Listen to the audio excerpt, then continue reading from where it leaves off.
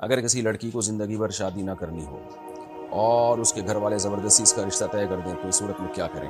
اس کو چاہیے شادی کر لے وہ۔ یہ لڑکیاں اس طرح کی بےوقوفی کرتی ہیں کہ ہم نے شادی نہیں کرنی اور عمریں نکال رہی ہوتی ہیں، بعد میں ڈپریشن میں جا کے پورے خاندان کو ٹینشن دیتی ہیں، پریشان کرتی ہیں۔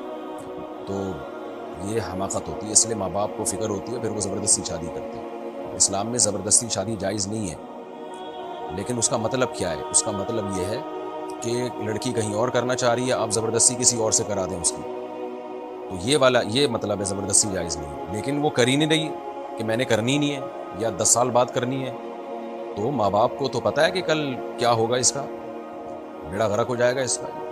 تو یہاں پھر ایسا نہیں ہے، یہاں پھر ماں باپ کو چاہیے کہ اس کو فورس کریں، اس کو سمجھائیں۔ زبردستی کا مطلب یہ نہیں کہ گن پوائنٹ پہ کرائیں اس کی شادی، لیکن اس کو سمجھائیں، اس کو فورس کریں۔ فورس کا مطلب ذہنی طور پر اس کو فورس کریں کہ بھئی آپ نے کرنی ہے یہ، کیونکہ یہ اگر نہیں ہوتا تو کل مسائل انہی کے لیے، ماں باپ کے لیے بھی بنے گی اور خاندان کے لیے بھی بنے گی، مسئلہ بنے گی، ڈپریشن میں جائے گی، اسٹریس میں جائے گی، اور پھر کہے گی کہ میری شادی کرا دو، کوئی رشتہ ہی نہیں آئے گا ڈھنگ کا۔